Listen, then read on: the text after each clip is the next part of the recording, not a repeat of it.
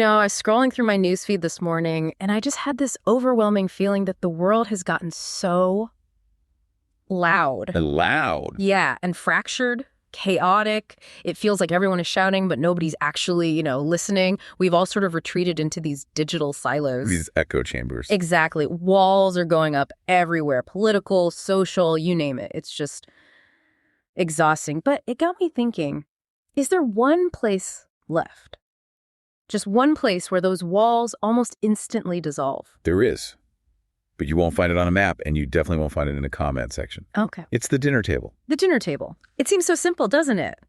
But that is exactly where we are going today. We're exploring this idea that while food is, biologically just fuel. Calories to survive. Right. But civilization has turned it into something so much deeper.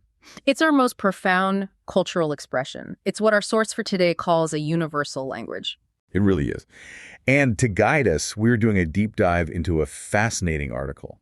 It's titled The Universal Language of the Plate, How Food Bridges Divides and Brings Us Together by Anita L. Hummel. And I want to set the stage here.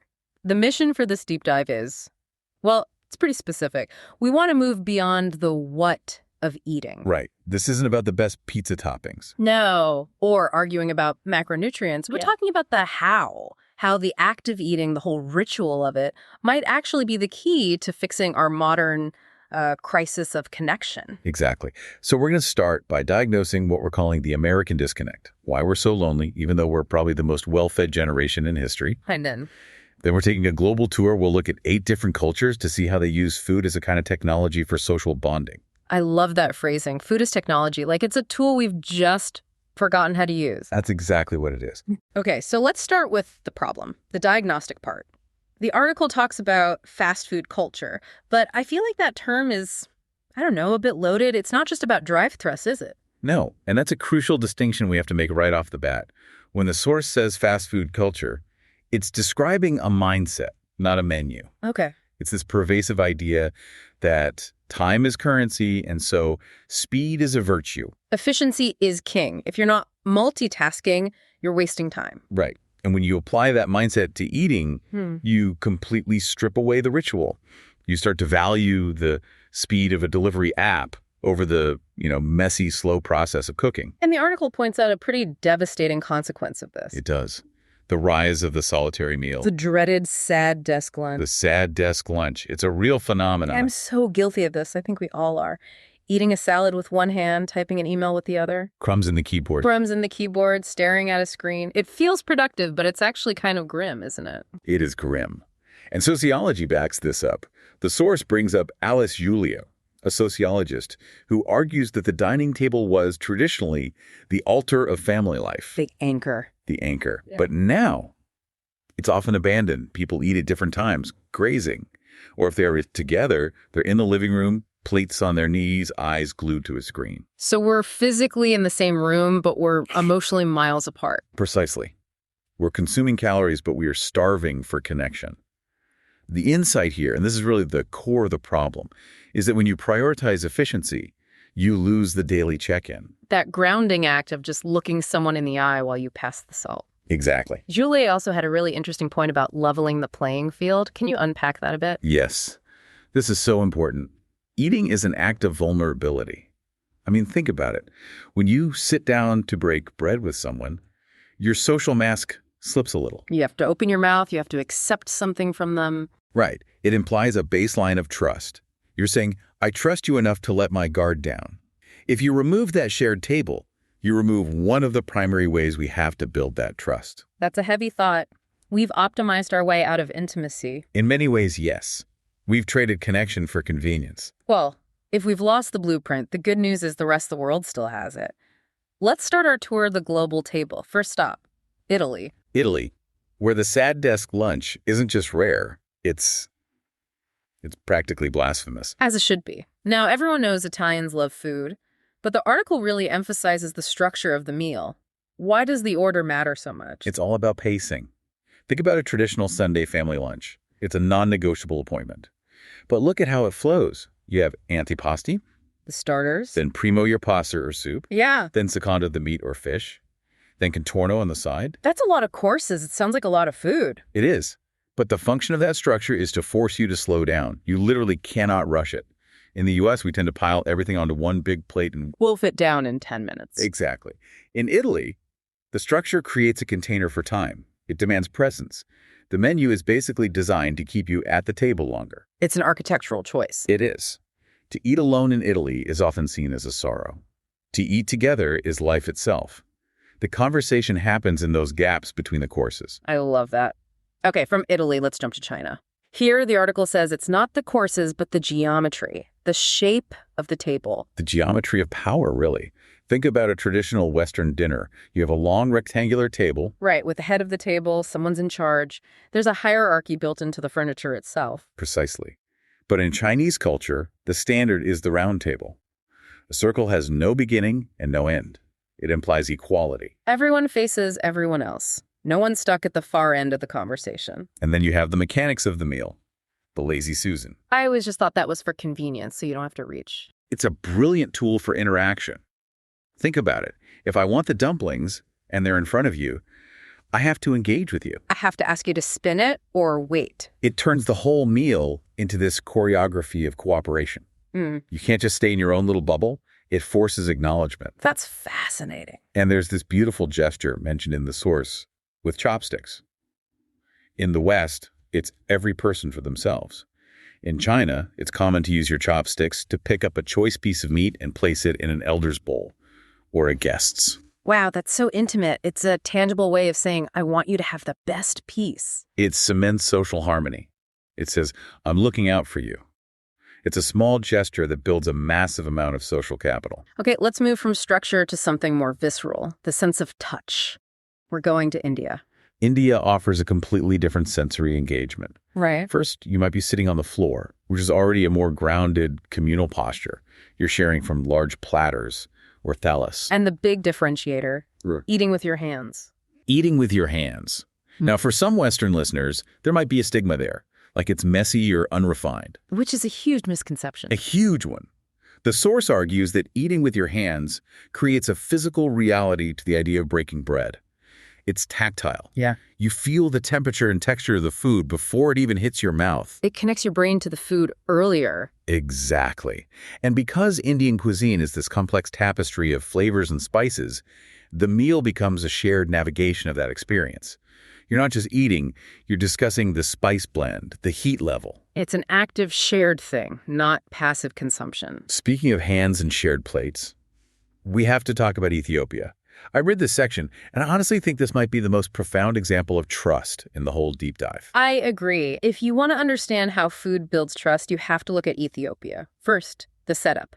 The entire meal is on one massive platter lined with injera. That's the spongy, sour flatbread. Right, and the injera is both the plate and the utensil. Everyone eats from this same central vessel. It symbolizes a shared fate. There's no my plate versus your plate. But it goes a step further with the gursha. Tell us about this. This is the aha moment. Gursha is a tradition where you roll up a perfect bite of injera and stew, the best bite you can make, and you don't put it in your own mouth. Yeah. You gently place it into the mouth of someone else at the table. Wow. I mean, just think about the vulnerability there. Allowing someone else to feed you, it's almost childlike in its intimacy. It breaks down every single barrier. You cannot hold a grudge against someone who is hand-feeding you. It is an act of extreme service and trust. It signals, I will nurture you. It creates a bond that words just can't achieve. It's hard to imagine a corporate boardroom doing that. Maybe that's what they need. It would certainly change the tone of the meeting.